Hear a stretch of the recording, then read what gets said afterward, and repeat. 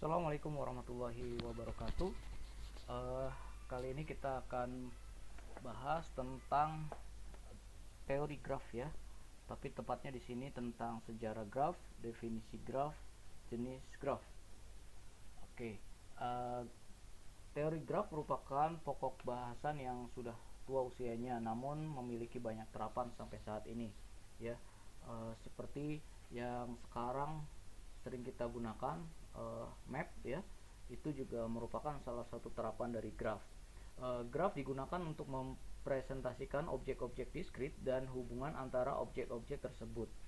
Representasi visual dari graf adalah dengan menyatakan objek dinyatakan sebagai titik, atau bulatan, atau noktah ya. Sedangkan hubungan antara objek dinyatakan dengan garis. Sebagai contoh, kalau misalkan ada dua buah kota, itu dihubungkan oleh garis ya, jika memang berhubungan. Jika tidak berhubungan, maka tidak ada garis yang mengarah ke kota tersebut. Kemudian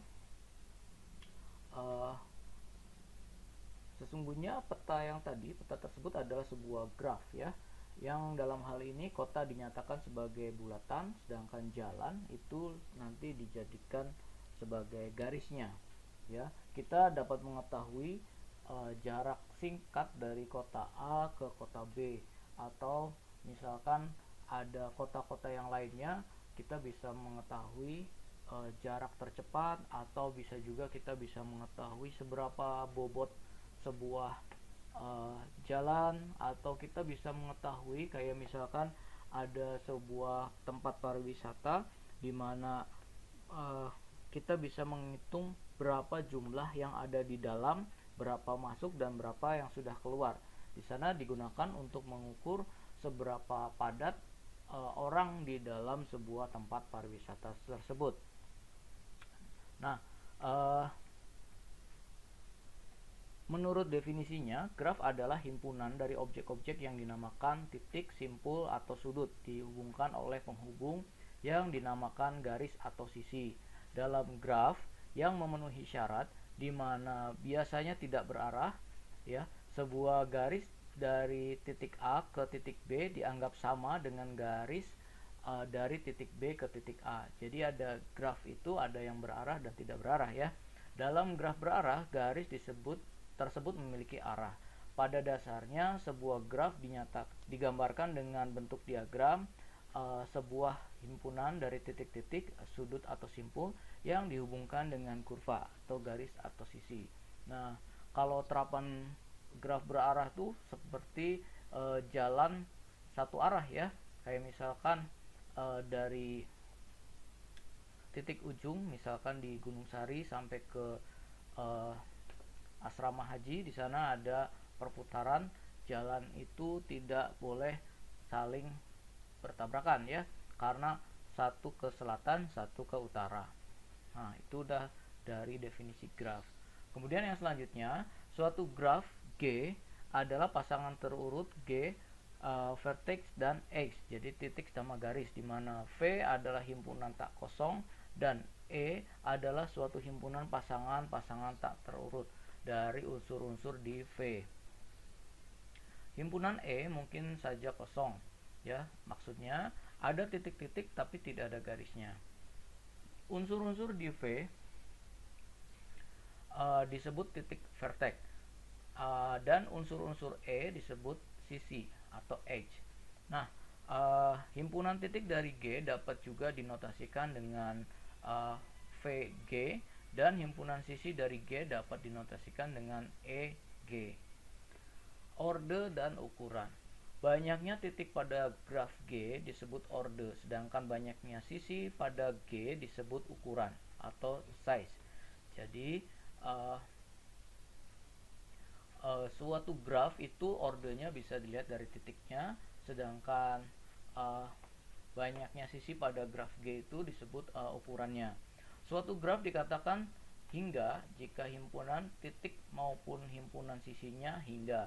Suatu graf dengan hanya satu titik dikatakan trivial, dan semua graf-graf lain dikatakan non-trivial. Nah, ini adalah salah satu contoh graf G. Nah, si yang F ini, titik-titik F adalah vertexnya, kemudian X ini garisnya. Di sini ada ini contoh grafnya berarah ya, ada arahnya. Sedangkan graf tidak berarah itu tidak ada menunjukkan arah apapun. Oke. Nah, sejarah dari graf itu diawali di Jerman ya, di jembatan Königsberg. Yang dikatakan masalah pertama kali itu di jembatan Königsberg itu di tahun 1736 di kota Königsberg sebelah timur negara bagian Prusia Jerman. Sekarang bernama kota Kaliningrad. Terdapat sungai Pregald yang mengalir mengitari pulau Kneipov ya, lalu bercabang menjadi 2 buah anak sungai. Ini seperti gambar ini ya. Nah, persoalan ini ada 7 jembatan yang menghubungkan daratan yang dibelah oleh sungai tersebut. Masalah jembatan Königsberg adalah apakah mungkin melalui ke-7 buah jembatan itu masing-masing tepat 1 kali dan kembali ke tempat semula. Sebagian penduduk kota sepakat bahwa memang tidak mungkin melalui setiap jembatan itu hanya 1 kali dan kembali ke tempat asal mula keberangkatannya. Tapi mereka tidak dapat menjelaskan kenapa demikian jawabannya, kecuali dengan cara dicoba-coba ya. Kemudian pada tahun 1736 tersebut, seorang matematikawan Swiss bernama L. Euler adalah orang pertama yang berhasil menemukan jawaban masalah itu dengan pembuktian yang sederhana. Ia memodelkan masalah ini ke dalam bentuk graf ya. Daratan titik-titik yang dihubungkan oleh jembatan dinyatakan sebagai titik, kemudian jembatan dinyatakan sebagai garis yang disebut X. Setiap titik diberi label A, B, C. Nah, ini seperti ini ya. Nah, jawaban yang dikemukakan Euler adalah orang tidak mungkin melalui ke-7 jembatan itu masing-masing 1 kali dan kembali ke tempat asal keberangkatannya jika derajat setiap simpul di seluruhnya adalah genap. Jadi yang dimaksud dengan daratan tadi, jadi tidak mungkin kalau misalkan jumlah ininya genap, dia tidak mungkin melewati ini hanya 1 kali. Nah, kemudian ini contoh penggambarannya ya. Jadi ini penggambaran dari visual aslinya, kemudian kita buat dalam bentuk grafnya seperti ini. Nah, berikut ini ada 3 contoh graf ya. Yang pertama adalah graf sederhana, yang kedua adalah graf ganda, yang ketiga adalah graf semu. Di sini ada graf sederhana karena tidak ada 1 titik yang dilewati oleh 2 garis. Sedangkan ini graf ganda, ini versi yang gandanya ini ya, yang 34 ini ada 2 garis, yang 13 juga ada 2 garis. Kemudian ada graf semu, di sini ada ring ya. Pada saat ada ring, ini disebut graf semu. Nah, jenis-jenis graf ya. Dari jenisnya ada graf sederhana, di sini sisinya tak berarah. Kemudian graf sederhana tidak boleh ada sisi ganda, kemudian tidak boleh ada gelang. Graf ganda itu sisinya tak berarah, kemudian boleh ada sisi ganda, kemudian tidak boleh ada gelang. Sedangkan graf semu di sini sisinya tak berarah, kemudian graf ganda boleh, kemudian gelang juga boleh. Kemudian ada graf berarah, sisinya berarah, kemudian graf berarah tidak boleh mempunyai sisi ganda, kemudian graf berarah boleh ada gelang. Graf ganda berarah, di sini pasti berarah ya. Kemudian karena dia graf ganda maka diperbolehkan ganda, kemudian boleh ada gelang. Ini merupakan jenis-jenis graf. Nah, ini contoh ya, graf sederhana. Graf tidak mengandung gelang maupun sisi ganda dinamakan graf sederhana. G1 merupakan contoh graf sederhana ini ya.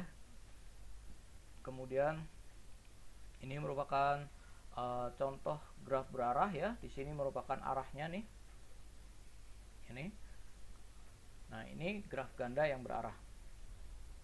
Selanjutnya ada graf ganda multigraf. Nah, di sini graf ganda merupakan graf tidak berarah yang tidak mengandung gelang atau loop ya. Ini graf ganda. Kemudian graf semu. Nah, ini yang seperti tadi ya, ada gelangnya di sini. Kemudian ada graf tak berarah. Graf tak berarah di sini tidak ada arah dari titik ke titiknya ya. Ini semua contohnya adalah undirected graph. Nah, itu merupakan contoh dari penggambaran graf. Untuk lengkapnya bisa dilihat di bukunya Matematika Diskrit Informatika dari Bapak Rinaldi Munir atau CLU atau Richard Johnson.